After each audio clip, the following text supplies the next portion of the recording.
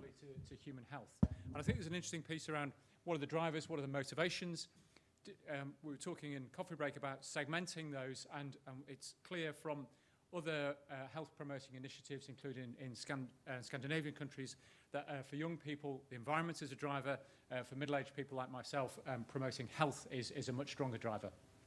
And of course, promoting active transport, I know as a cyclist, the number of cyclists on the road is in itself a driver of safety of cyclists. And so that's got to be a benefit as well. And so I think that area on that work stream of our NUCoRE will synergize potentially very strongly with the transport NUCoRE. And then the second point I wanted to raise that's not really sort of been drawn out, but actually with the advent of smartphones, advertising, and a perpetual food offering, the transport environment more widely is also a food environment. And so this was a grab from a news story from London School of Hygiene about the impact of Transport for London's constraints on advertising of high fat, high salt and sugar products, leading to a 1,000 calorie per week deficit or reduction in intake. And again, Rose was drawing out the importance of promoting health through not just through mobility, but actually if we can manage the public transport environment in this way by changing what is advertised, what is promoted, then we can effect substantive changes in human health as a result. So I think that's that slide. And then next one. That might be the last one. Okay, so on to staging. So this was a super fast flash presentation, but I wanted to get across that there physical activity and diet are key themes for us. The ability to make choices is a key theme for us, and I think there are benefits that we can approach quantification of through changes in transport policy. So again, thank you very much for the platform for a few minutes, and apologies I have to go, but thanks, Greg. Thank you very much, Bernard, and thanks for considering how we can interact in the future, and we're more than willing to do so. So thank you for that opportunity. Thank you. And we now move on to the Centre for Ageing and Inequalities, and David Lane is here and ready to go. Thanks. Thank you, David. Okay, well, thank you for inviting me to talk about this topic. So, Centre for Ageing and Inequalities is kind of what it says on the tin. What we're interested in is basically the factors that influence unequal ageing. So a lot of research obviously tends to kind of, on research and policy, tends to ignore the inequalities that affect people in older age. And we want to kind of understand, predict and mitigate some of the changes, some of these inequalities that are broadly impacting on older people. So we're very multidisciplinary. We have a steering committee made up of people from across the university, including Rose Gilroy, who spoke earlier, and Andrew at the front.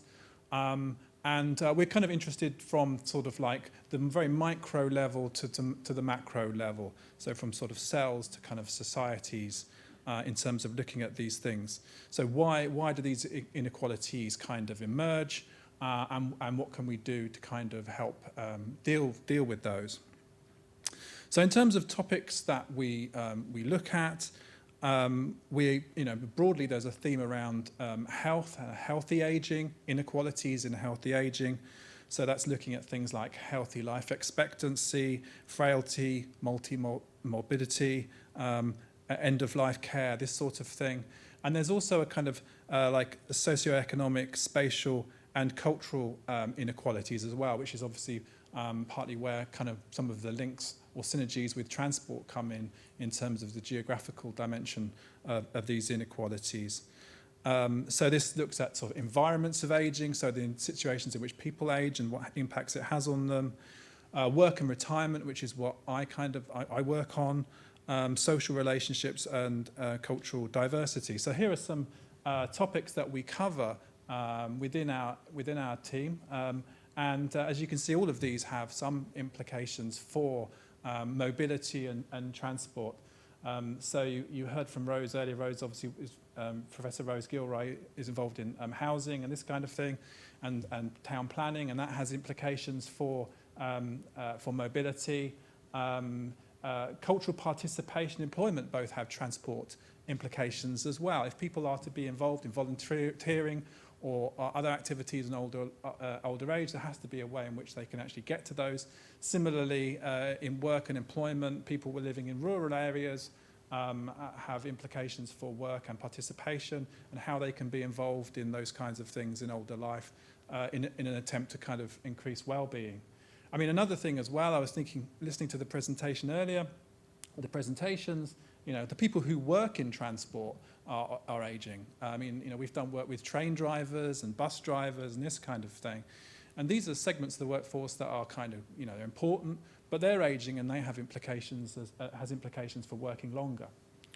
So in terms of what we've done so far, we started pretty much 1 year ago to the day, we're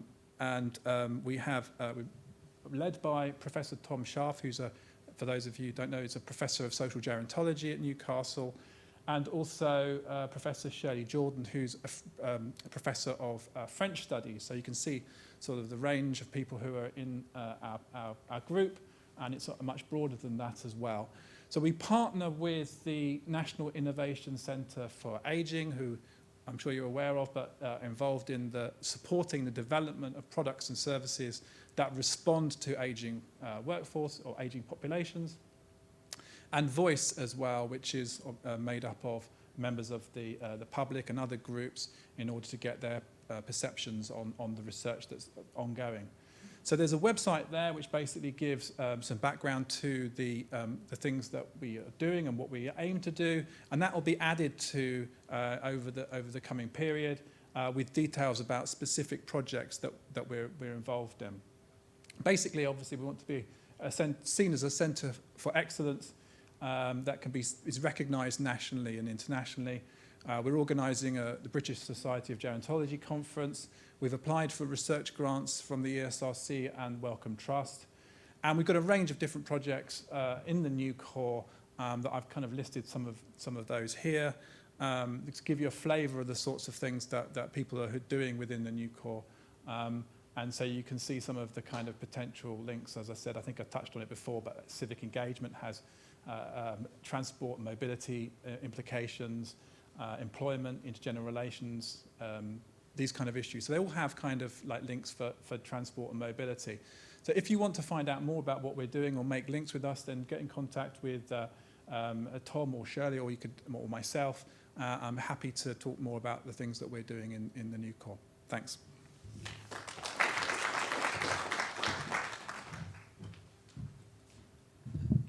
Thank you very much. It's really good to see that you're actually using people. And I think, you know, getting away from my technologies bent, we really need to consider people in what we're doing. So we may be able to learn a few things from yourself. The next speaker we have is on Centre for Researching Cities, and it's Alistair Ford. Thank you, Alistair. And there's your slides. Yeah, I'm not Simon Davudi, as you may have noticed, but Simon couldn't make it, so I'm going to talk to her slide the best I can. So the Centre for Research in Cities is another established NUCoRE. Clearly, cities are places where there is lots of transport. So urban transport is a complete overlap between the Centre for Research in Cities and the Centre for Mobility and Transport.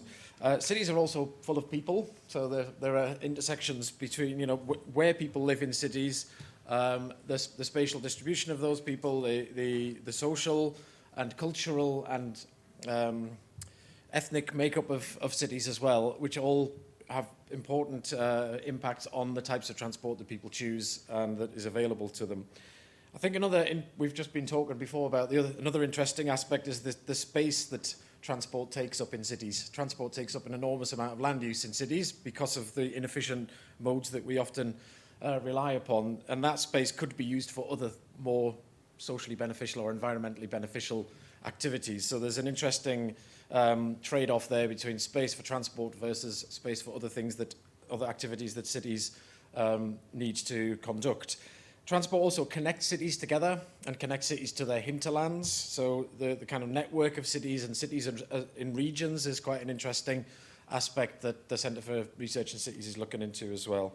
And cities are, by their very nature, as concentrations of people, economic activity, and research institutions like our own, are accelerators of change. So if we get things right in cities, then we're probably a long way to getting them right elsewhere too.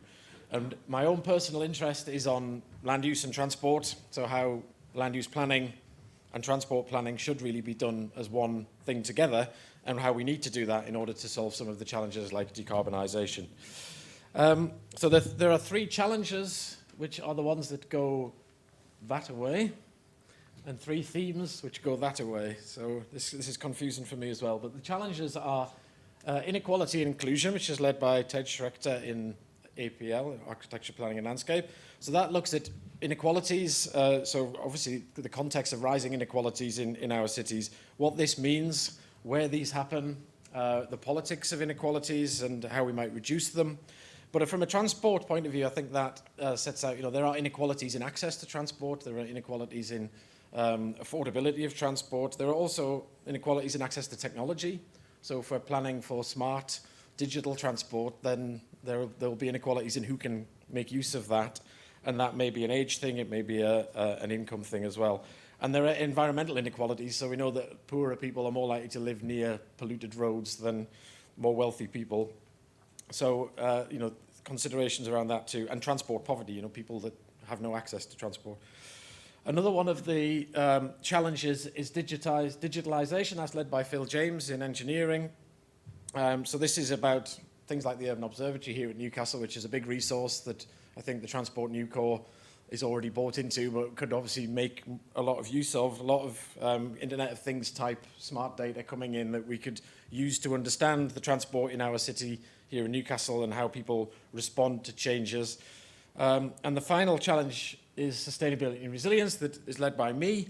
So this is thinking about things like net zero and decarbonisation that we've talked a lot about today, and also the UN Sustainable Development Goals, how they can feed into the discussion in cities. It's also about resilient cities, and I think a really interesting challenge we were just talking about in our breakout group is how do we ensure that our decarbonised net zero transport system is also a resilient system as we move towards more electrification, to make sure that that works under the kinds of changes that we expect to see from climate change, regardless of how well we decarbonise. And then finally, the 3 themes that go that way: defining an experience in cities, led by Gillian Jean, I assume that's how you pronounce her name, which is about how do people experience the urban environment. And this is about different social, cultural and ethnic perspectives on the urban realm. But mobility is one of these, one of the topics within that theme as well. And I think the topic of gender came up earlier as well. And I think that's something we definitely need to consider. Another theme is governing and managing cities, which is led by Andy Pike in APL. So this is about democracy and policy making and how we govern the rollout of perhaps some of the transport solutions that we talked about here today. And the final one is designing and constructing cities, and this is where infrastructure comes in. So this is led by Sarah Dunn in engineering as well. So the built environment, infrastructure, including digital infrastructure, which is increasingly important in mobility and transport, and the design of that infrastructure to make sure it is resilient in the future and uses lower carbon materials where possible. So that's the Centre for Research in Cities in a nutshell. Hope that made sense. Thank you. Thanks very much. You can obviously see that there's a very good link there, and that's why we should be working with them. And our final centre that's being presented today, although we are working with other centres, is the Centre for Energy. And we have Zoya Permiza, if I hope I've said that right. That's right. Thank you, Zoya.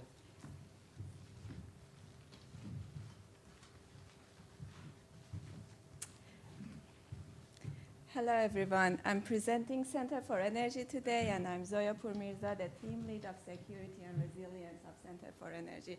So my colleague, Dr. Mansoor Zangiabadi, will introduce some of the labs in our center. So can I go to the next slide, please? Okay, thank you. So the aim of the center is to bring together a community of researchers who are working around energy. and to unify all these efforts and raise ambitions towards new ways of thinking about energy. So by new ways of thinking about energy, we mean across scales, for example, let's say from electrons all the way to how energy is being traded, or across geographies, for example, from individual household through megacities, across disciplines from engineering to, let's say, social sciences, and across applications like industry and, of course, applications in transport. We have structured ourselves around 3 themes. One is justice and ethics, the other is energy itself, and the third one is security and resilience. And all of these 3 themes has the potential to connect and collaborate with the NUCoRE mobility. And can we go to the next slide, please? The third slide. Next one. Yeah. Okay, so when we talk about the synergies between energy and mobility, we need to think about the UK target for net zero emission. And of course, one of the strategies to achieve this target is to shift toward zero emission vehicles, if it's electric vehicle or hydrogen or fuel cell, etc. But to achieve this, we need to implement and embed a lot of infrastructure, charging infrastructure. So today we talked a lot about the opportunities that the mobility and energy system can provide for each other. But there is one important thing, which is the challenges around this, which is around cybersecurity challenges, how we can deal with the risks, vulnerabilities, standards, data privacy. So these are all the challenges that we are looking into from the Center for Energy. And these are really important. These challenges are really important both for the mobility and energy sector in terms of, let's say, for applications such as billing or demand-side response and etc. Previously, we have collaborated with government. I have been seconded for about a year, 2 years ago. I was working with OZEV, Office for Zero Emission Vehicles. There's an office between DFT and BASE, and I was looking into how to frame a cyber-secure EV infrastructure. So, and there was, I was involved in lots of, informing a lot of policy. I was working with BSI to develop standards past 8078 and 8079, which EV charging stations are part of that, and so on. So we have already collaborated, there is already some collaboration between energy, Center of Energy and Mobility and Transport, and also we are looking for further collaboration. So we are very supportive of future collaboration. And in Center for Energy, we have demonstrators and lab. For example, Energy Lab that my colleague is going to present the features, the projects that are involved in this lab. Hello, everybody. I'm Mansoura, a researcher in Newcastle University, and I was leading a project in the lab. So we have Energy Lab just next to this building, Urban Science Building. And we have different facility, and I just wanted to present to the facility the capability that our lab can present to you, and if you can be integrated with the project that we already demonstrated in the Energy Lab. So the research, project that we worked through them, it was mainly, low carbon technology. Like, we have looked at the emulation of EV behavior, emulation of PV EV behavior, and energy storage, and looking at the different scenario implemented into microgrid. And also we had a lot of work on the LV distribution network, because our lab is, physically connected to the Northern Power Grid. So it's, a physical, grid for us. We have at the moment in the lab, the energy test bed, which is, we can, control a strategy within energy storage in different scenario. Anyway, it means that technology that we needed for that. So we have the bidirectional converter, AC, DC, DC, and DC, and we have the DC link, which is connected to the DC grid. And it is a new, concept or infrastructure that you, by sharing, you can use, the benefit of technology. And we have, in terms of storage, supercapacitors. We have the energy storage emulator as well. And they need to interface with each other. So we have the control. We have different protocol for the communication, Modbus, CAN, and we have implemented them as well. So one of the projects that actually we did, it was about Smart Hub, that it was integration of EV and PV together in our lab, and we have the web-based GUI for them to run this project. And as I mentioned we have the voltage and current sources there. So it's, three-phase AC current source and DC current source. So it's all available. So if you have to demonstrate different scenario from the transport, so we are ready, we are here. And Newcastle is the heart of them. So if you go to the next slide, please. So this is a project that already demonstrated in our lab. It's about the smart mobility platform. And we look at the synergies between the railway and the LV distribution network through the smart SOP, which is soft open point. So it's technology over there, and we were demonstrating on the lab phase in our Newcastle lab, energy lab, which is, TRL 5 for this project. So what we did here, it was like, in the railway, if there is, in the region and breaking energy, we could capture them in energy storage and release it gradually to the grid. So it can use for the charging of the EVs, and we already demonstrated in our lab.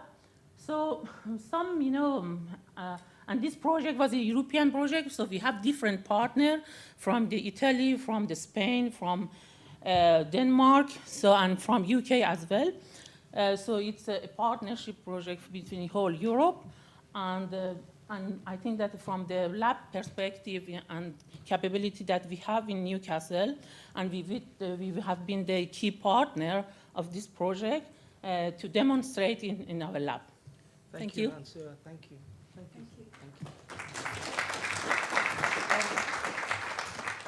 That was a very good and high quality filler to allow our sessions to get back, our stand and deliver sessions to get back. I'm going to hand over to Sue, who's going to introduce our next section. Not that you need much introduction after your brilliant pictures before we broke for coffee, but I'm just going to boss you all around for a bit and invite you up one by one to actually give us the highlights from your stand and deliver sessions. So if I can start by asking Paul if he can come up from the Connected Autonomous Logistics theme. Over to you, Paul. Thank you, and thank you for those who joined me for the session. If we just look at the questions, so just understanding the current gaps, then there was a number around legislation, the technology levels, the public acceptance, details around performance and reliability of the technologies against existing solutions, whether or not we jump straight to full autonomy or teleoperation as a stepping stone towards that, or the type of journeys that would require full autonomy or teleoperation. So that scale of the opportunity. And then linking it back into decarbonisation as well. So thinking about how we could electrify those vehicles as well, and whether or not it's battery electric vehicles or hydrogen propulsion or a combination of the two that would work. One of the questions we've been asking as a project, 5G Cal, is how many vehicles can a single driver control from a teleoperation perspective? And then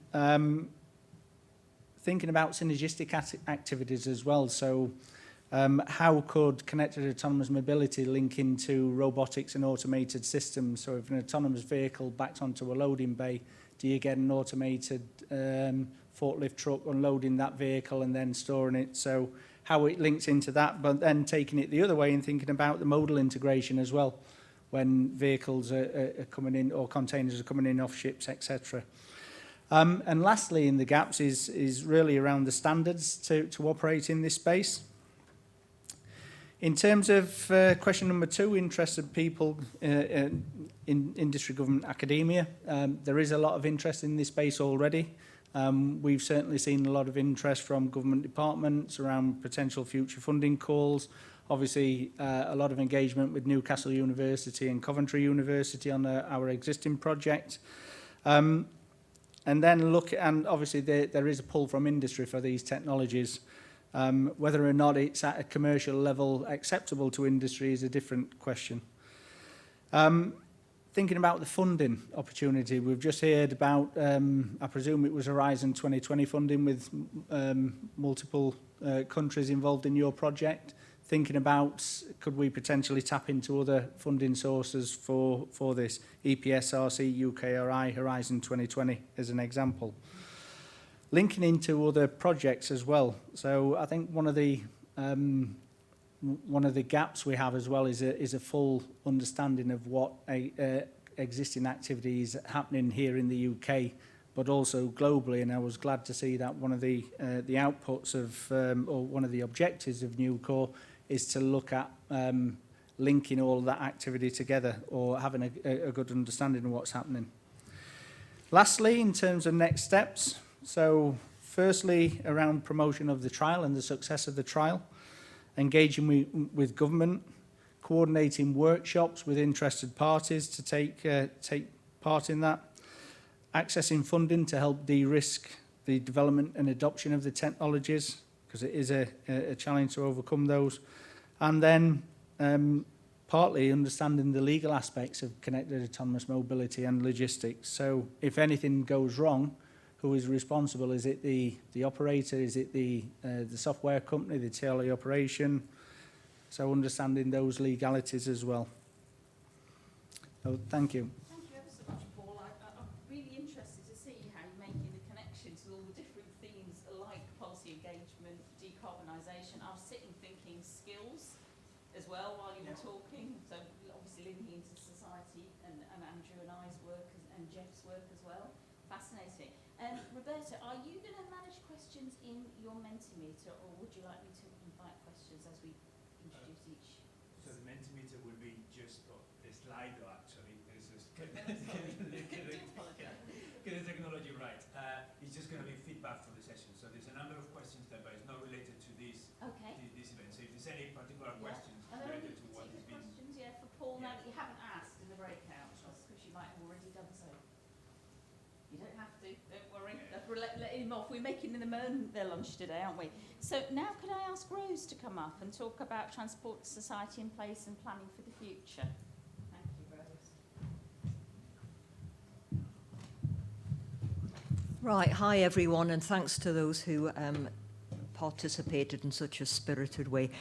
We were also addressing the issue about gaps, but I think we flowed more into challenges as well as gaps. One of the keynotes talked about political barriers, so we said, well, what are they? How do we understand these better, rather than just say, well, there are them. You think, really? Well, accept nothing, challenge everything, so what are they? This also brought to mind the fact that we actually know quite a lot about mobility needs and how people move, but it doesn't seem to flow into policy. So clearly we're not understanding the political barriers, or how do we overcome those rather better.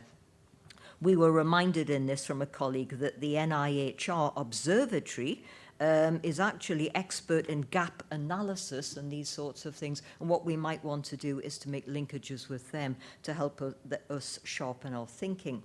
So we range quite broadly on this. We were asking things about, how do we understand children's mobility needs, particularly what you would call the in-betweeners who want to be mobile but are not drivers. And indeed, what can we learn from international best practice? And this is about the way we as a society think about children. Do we need to think differently about children as in their own right, if you want, not adults in training? What really works to change behaviours? There was a discussion someone was saying about, there's a mass of policies about addressing obesity, but none of them seem to work. So how do we actually identify what works and then make it happen?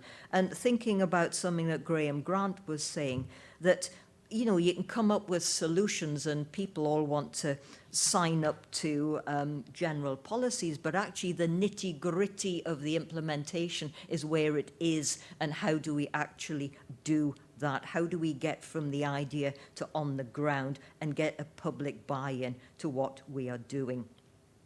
There was also a discussion about, yes, we need to change behaviours, but do we need more solutions on the table, things which are attractive, appealing, and inclusive? There was a discussion about, we know far less about rural mobility. We've said that this is a largely car-dependent population, and the bus offer is often frail.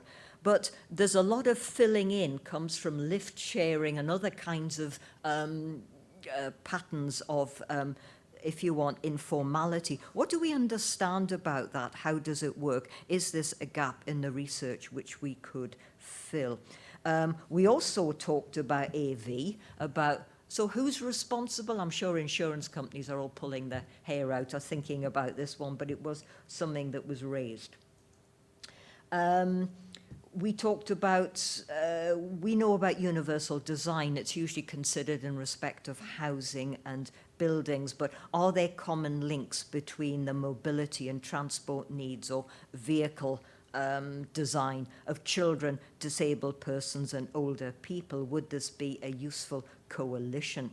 And my colleague Jeff was saying we seem to be getting quite parochial and quite northeast focused, which maybe is understandable given the day, but let's get out there, because a lot of countries are doing exciting things. Let's learn from not only what they are doing, but how they are implementing it. So that was just a broad brush. There was a lot of good ideas coming out. In terms of connectivity, certainly on the campus, we felt that mobility was really core to, if that's not meant to be a pun, to things like cities, which we've just heard. Brian was talking about the launch of the childhood and children, and you think, whoa, we've already heard about children are kind of transported like goods, but what are children's needs? How do we understand, and how do we make linkages with them? Clearly, age and inequality is a big linkage, and clearly healthier lives. So if you want, this NUCoRE is absolutely central to all of our research on campus and needs to be publicised as such. We also felt that we could be making good linkages between public health and planning, which are linked in terms of local authority responsibilities, but clearly mobility is a place where these disciplines meet.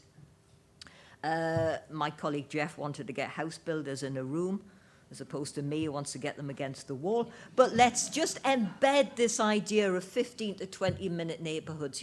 It's so bleeding obvious, it just makes you want to scream.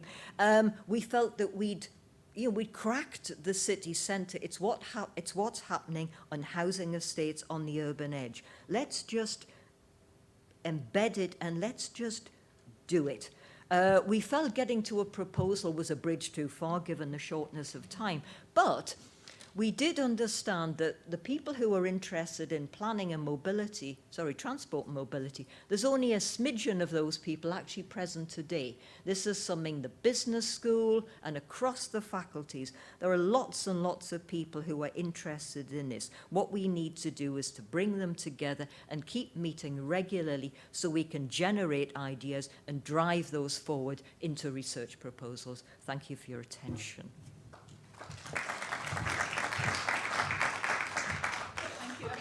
Rose. Yeah, you have hit the nail on the head. We do know that the business school is a bit lacking today. Dave Lane was from the business school, and of course I am as well, but we are going to roll out some more focused programs to encourage people from the business school to get more involved, because there's lots of different areas where they could contribute. But that was some really interesting things that came out there as well. Can I now ask Emeka to come up and talk to us about the policy engagement discussion? Thank you, Emeka. You've got a long way to come, sorry. Hello again.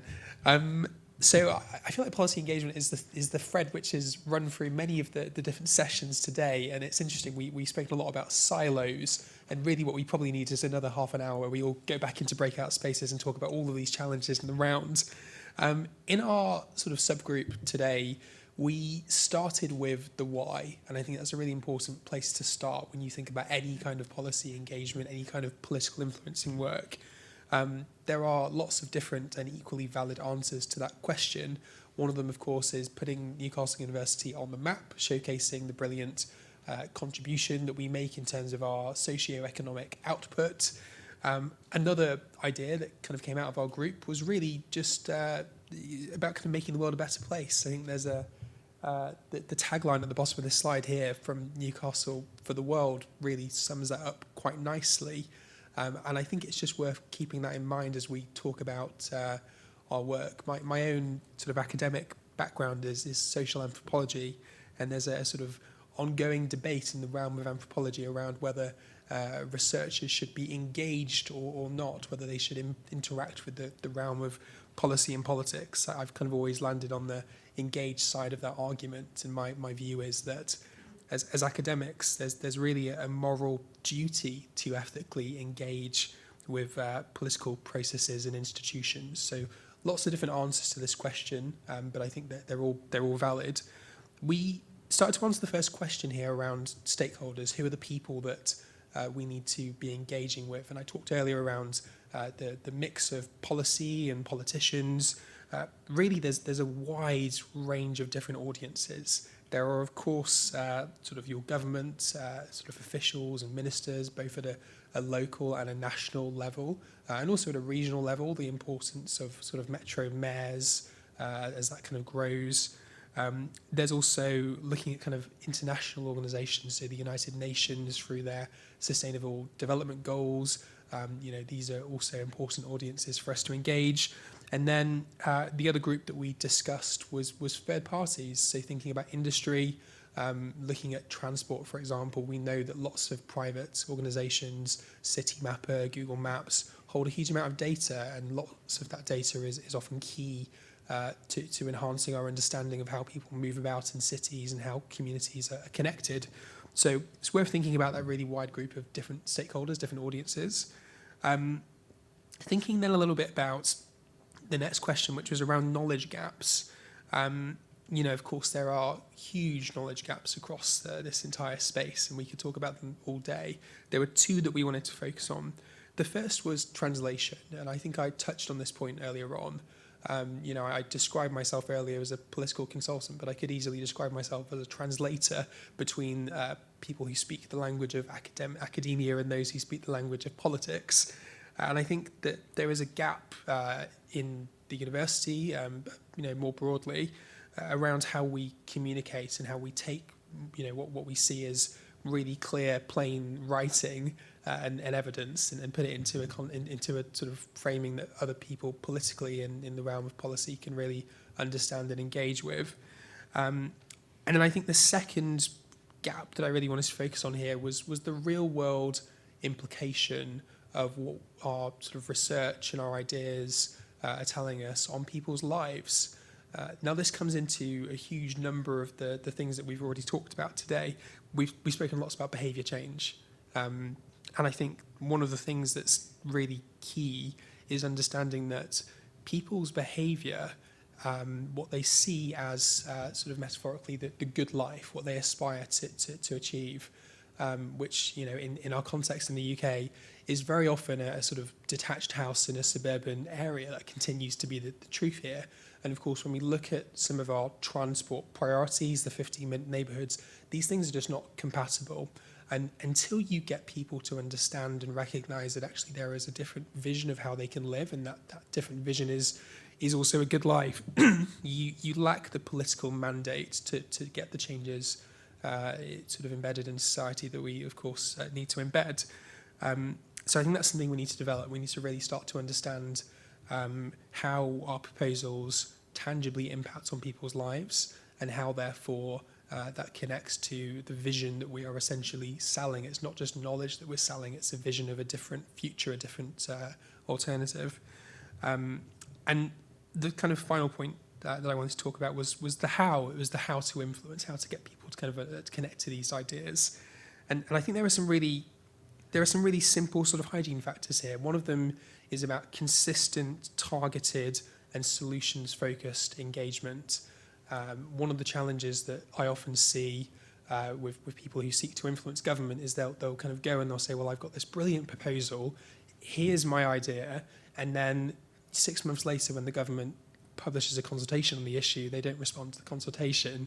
And I think that having that really sustained and consistent engagement over a long period of time, recognising that the machinery of government does take time to move, I think that's really important. Making sure that you're really focused on solutions, and that's something that the government is crying out for at the moment. And the kind of final point on the list was around making sure that solutions and sort of influencing is locally relevant. You know, we are all here in the northeast or the north of Tyne, depending on how we kind of identify the locality.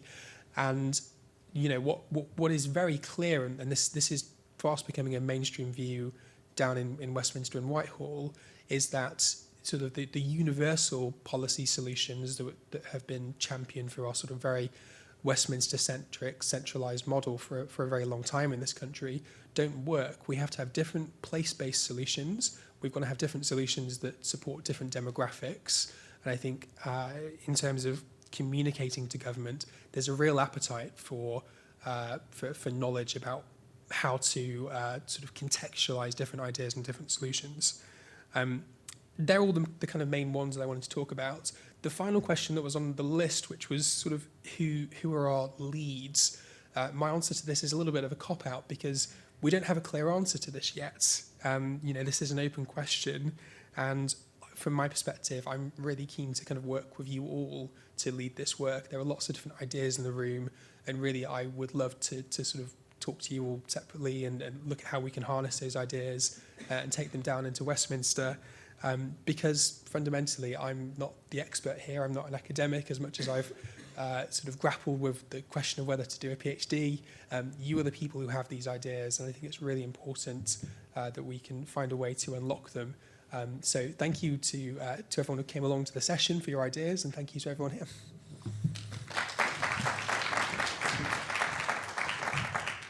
Thank you very much, Emeka. Any questions for Emeka? And I did forget to say before, didn't I? Any questions for Rose? No, that means that everything's landed very well. And we totally agree with you. We need more sessions to get together. We could have spent a whole day and some today. So thanks ever so much. So last but by no means least is Claire to talk to us about decarbonisation. I'll make this quick because I'm obviously just before lunch. So I think it's fair to say our missing knowledge is just vast. In our discussion group, we covered so much ground. We covered everything from batteries, supply chains, to critical materials and the emergency and need to be able to access them.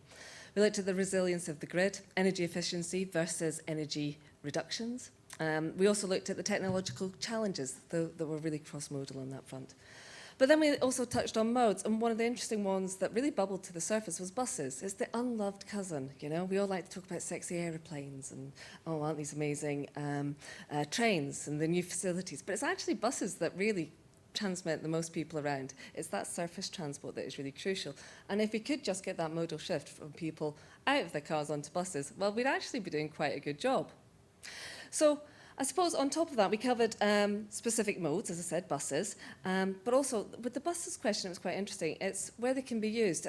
There's a statistic from the DFT which says that buses last 7 years and then they're moved on. But I was talking to, I think it was Alistair Ford here, and he actually said, no, we've still got buses from 2020. So I suspect what's happening is London uses its buses for 7 years, then they're shipped north, and then they're shipped to the developing countries. So really, we're not necessarily solving the problem by doing that. We're just moving where the carbon emissions take place. But equally, electric buses won't necessarily work in a developing country context unless we ensure that they have the grids to enable that. So it's really quite a complex landscape. But partly from our session, it was interesting what we didn't touch on. And that's an even bigger set of questions. So we didn't touch on end users. We didn't focus on individual and corporate behaviour. We didn't talk about skills provision. We didn't talk about, the skills provision to actually deal with the solutions as they emerge. You know, we do not have enough mechanics in this country who can actually work on EV cars. That in itself will be a prohibiting factor in the future. We didn't look at regulations, which will be barriers to the uptake of our technological solutions. And I think the regulatory hurdles that we need to overcome are going to be huge. If you look at the safety of autonomous systems, we have a lot to get over there. They're just not there yet. If you look at battery safety, right now you can't charge your battery up underneath a block of flats, because if it exploded, well, that would be a big problem, and you'd have to evacuate the entire place. So that's quite bad. And we also need to think about time planning. It's crucial, and we need to ensure that our streetscapes are actually usable so that people don't get in their cars automatically. If we clutter up our streets with charging cables everywhere, you're going to prevent disabled people being able to access mobility easily. You're going to be preventing kids from running around. There are systemic things that definitely town planning is crucial to be able to deal with, and we need appropriate regulatory interventions and incentives to be able to manage that. But then when we started to talk about the kind of next phase, which was, oh God, my eyesight's so poor in my notes that I took, it's really quite bad. It's really how to garner that interest from government and other individuals. It's really where we need to talk to our policy friends. And I think they made some excellent points there, because actually, if we're not delivering solutions that are politically acceptable, then I think we have that major problem. And we really do need to get their engagement and their guidance on this front. So we need to have more of those roundtables. We need to have more of those workshops to be able to understand, so that we're taking in the user perspective from the very initial get-go, that we're checking that they'll be able to access those mobility solutions, and then hopefully it will also be that politically sensitive element as well. So we need really society to advocate on our behalf. But if we come to the last question, which are the individuals, who are the leaders that are going to help us here? We didn't identify any individuals. It was like a 10-minute session. It might have been a bit of a reach, although everyone who talked to me should have said Phil. I mean, really, that was an own goal by all of us. But then, when we actually think about it, I did actually learn a lot about research impacts and outcomes, thanks to Alistair Ford, that were very illuminating. He knows what I'm on about. And I think our policy friends at the WA Comms as well will be critical in getting the right people to be influenced by the information that we're sharing. But the Westminster decision makers aren't the only decision makers. It was wonderful to see Transport North East in the room. Because actually, the local authorities, the devolved authorities, are going to have so much influence. Central governments are devolving a lot to these local decision makers. Speaking for myself, my initial thinking about that is partly so they don't have to actually answer it and answer the question to decarbonise. It's such a big challenge that they're almost passing on that devolved responsibility. If I take a less cynical view, it's actually because each region will have its own solutions that are requiring to be developed. And this is where I think you've got a great opportunity, because it's not all about Westminster. So if that's the case, how are you facilitating and helping your local authority partners? And things like policy practice notes, I just love them. It just gives them that quick information, that guidance of where to go. So I'd always recommend we do that as well. Now, from a Research Council perspective, we're at an unusual stage. The individual councils don't have our outcomes. So I can't say, oh, we're going to have calls coming up in this area and that area. It'll be amazing. We're in that set of uncertainty. So that means responsive mode. If you have an idea, we love responsive mode. Please do submit it. Most of our funds are still done through responsive mode, the big chunk of activity that we do. And if you have a responsive mode grant submission that covers the boundaries between councils, we love those as well. We sort it out internally. We will allocate the right reviewers for that. Linking to that, I always say, definitely sign up to become peer reviewers. It's an amazing way to get a great understanding of the kind of submissions that come in, and actually just gives you a bit of a feel for what lands in the landscape as well.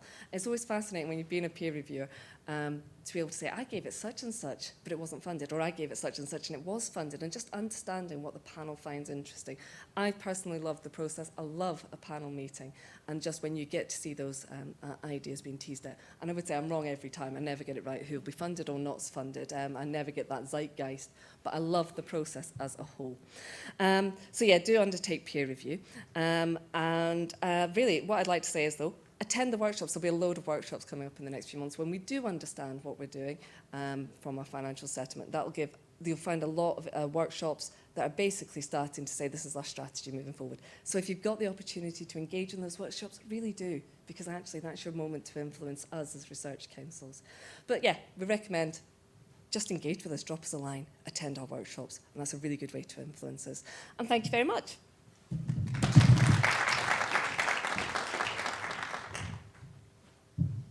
Thank you so much, Claire. Has anyone got any questions for Claire? I think it was a really good point that you raised about organisational responsibility and corporate social responsibility more widely. I think that's something else we need to explore. So there's lots left to do, but we've started the conversations. So I'm going to hand over to Roberto, who's going to sum up the next steps, and then we will let you eat. We promise. We promise. Right. So,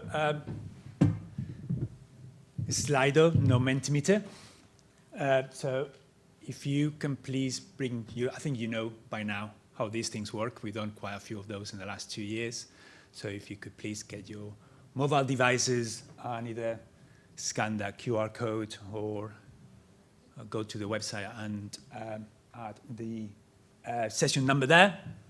We're going to do just a few questions, no more in terms of feedback, so we can understand, you know, the sense of what we're doing and whether we are in the right direction, and because everything is fluid. Everything that we're doing is fluid. We just presented to you today our initial ideas, our initial structure. Doesn't mean that this is set in stone. We are really happy for any of you to come and help us, to any of you come and tell us that we're doing something, we should be doing something different and to change it. We are really flexible on that. So the first questions you can see there, you've seen 3 themes today. Which one do you think it fits better on your particular expertise? And perhaps none of those are something that, although they're very general, not something that really rocked your boat, and that's a pun. But maybe there's something else, okay? So looks like I'm gonna be doing very little. And so is Jeff at the back. Okay. Yeah. Absolutely, yeah. Let's give you another minute or so.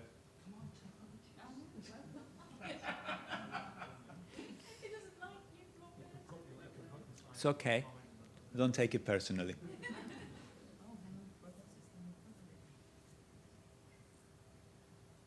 Okay, head to head.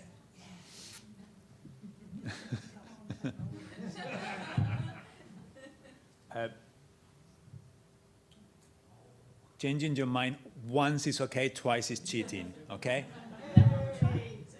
Okay, I think it's very clear that certainly technologies and the Transport Society and place are things that particularly in this cohort that we have here is where your expertise is, with perhaps a little bit less in pathways to decarbonization. But of course, you cannot get any pathways to decarbonization with the other 2. So, you know, who wins at the end, doesn't matter. So next question, please. So this is a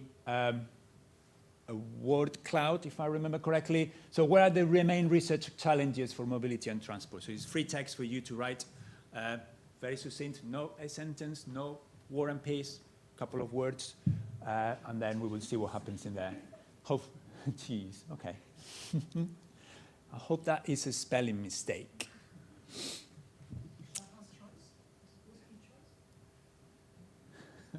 Or maybe cheese is the answer to every problem.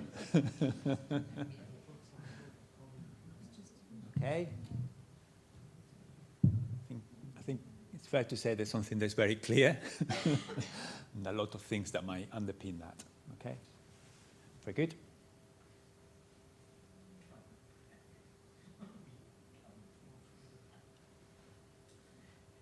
Okay. Right. Are we? More or less. Is this stable now? A bit more? A few more words? Okay. Are we okay? Yeah? Yeah? Okay, so funding, of course, very good, but also implementation, so something that is practical, actually, thinking about the route to that pathway, that route to implementation and actually action and impact. We have very little time. We have very, very little time, so we need to come up with creative and imaginative solutions that actually can be delivered. So it goes back to not just technologies, but also the engagement with society, policymakers, and politicians, which I think is a very good point. Okay, so thank you very much. Next question, please.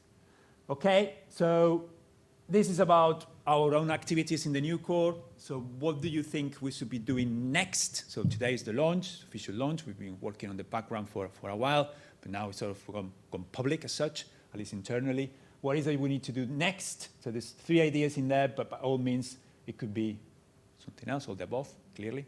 Good. So there's a 3+ question coming up if you think something else should be done. Okay, so you have an opportunity to tell us what else we'll be doing. So this is a question in 2 parts, 2 halves. Okay.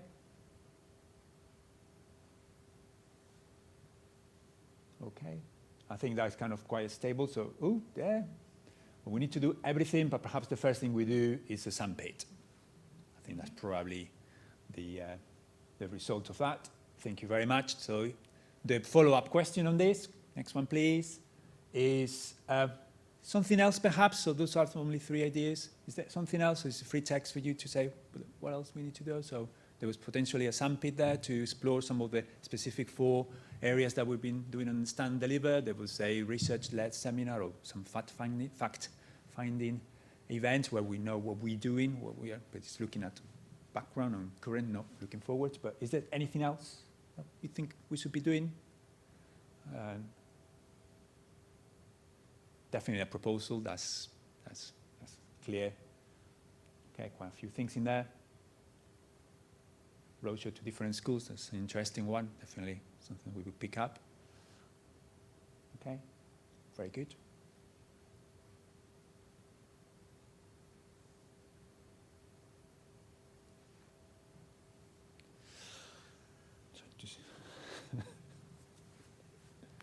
Okay. Looking at numbers in the room and the numbers answering 23, so probably a few of you are a bit shy or writing out very long. So it will be Mentimeter, it will not be, it will be a Mentimeter. It will be another session in another part of the world. Cheese and wine. I guess where is that coming from? No, of course not. Okay, we've got 29:30. Okay, a few more seconds, if any slow typers there. Okay, we settle for 31, okay. 1, 2, 3, go on. Okay, so thank you very much. We will look into all this and we will definitely act on it. Next one, please, Jay.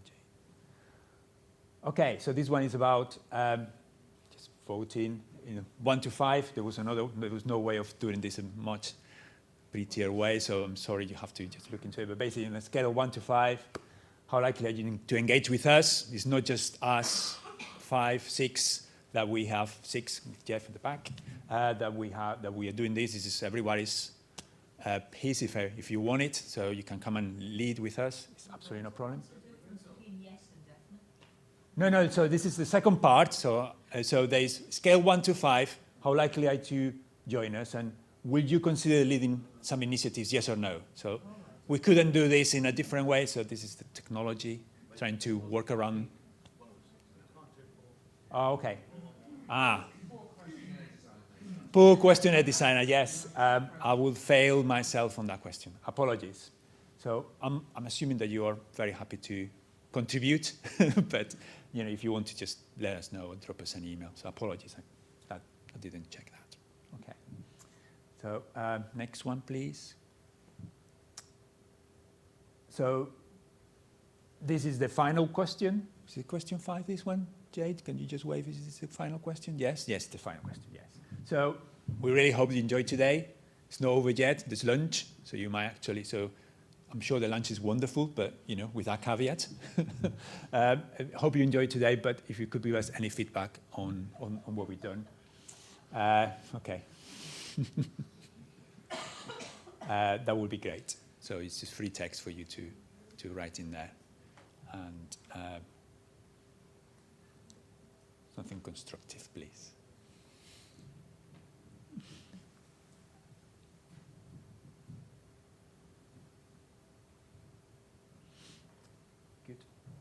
good or bad, by the way. Okay? We want to be better. We want to be the best. So to do that, we need to identify what we're not doing correctly or what we are missing. Okay? Beyond. So being serious now. So in order to be the best, we need to improve. So be critical as well, please.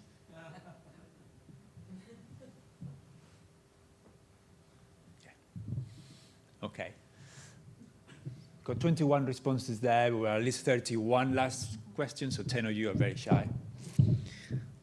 Come on. Okay, but thank you very much anyway. Keep it active just in case someone wants to do something. So that's all. So just keep always to roam a lot and forgot there's no mic in there. So thank you very much. That was the end of the formalities, but we have lunch outside and there's an opportunity to continue these discussions. There's also, please don't forget, there are a number of posters from some of our researchers and PGRs, and they're going to be standing next to them once they grab some food.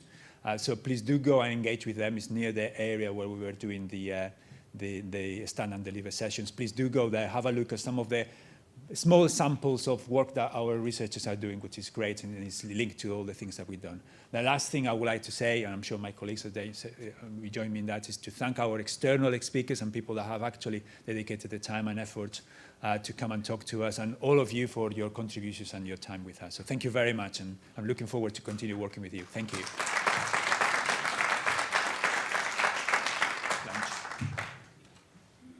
And so, of course, and thank you to Jade, because it would be impossible to do this without you. So thank you very much for all your hard work on preparing everything.